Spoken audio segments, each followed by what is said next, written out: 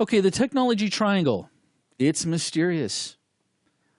I would say as mysterious as the Bermuda Triangle, just not as big.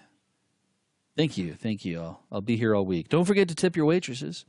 No, the technology triangle is a concept that everybody that's involved with technology, whether it's an IT guy or a software developer or a hardware developer, doesn't matter, we have to deal with these concepts. One of them being usability, or we often think of it as the GUI environment, versus functionality, which would be our features, versus security, which would be restrictions.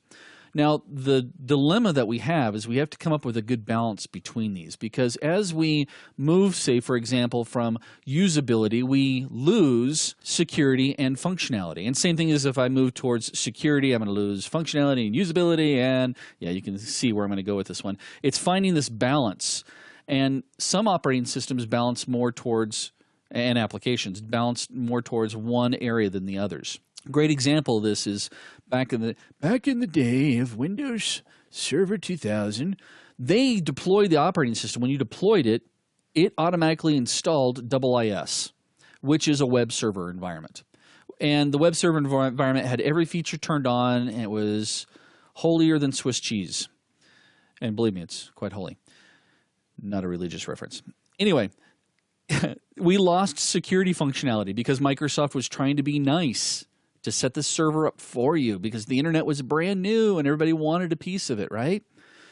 They then came out, actually right around Windows Vista, they came out with something that was really annoying to most IT guys. It was referred to as the UAC, or the annoying pop-up, that every time you wanted to try to do something, it would pop up and say, are you sure you want to do this? Now, from the perspective of the administrator, it was really annoying because we were like, yes, I want to do this. But from the perspective of the end user, it would say in order for to do this, you had to provide username and password. So as we move heavier towards security, we lose usability and functionality. In fact, as we move closer to security, we end up with an operating system like Linux. Yeah, I know, I'm going to hear on that one, aren't I? I'm not slamming Linux. Linux is secure. It's not get all secure. There's plenty of vulnerabilities out there for you. But if it was as friendly as Windows, maybe it would have a little bit more footprint in the IT world. So that's the dilemma that we have. Here's another one for you, usability. So you go off to, I don't know, your local technical retail store, and you purchase a brand new Linksys router.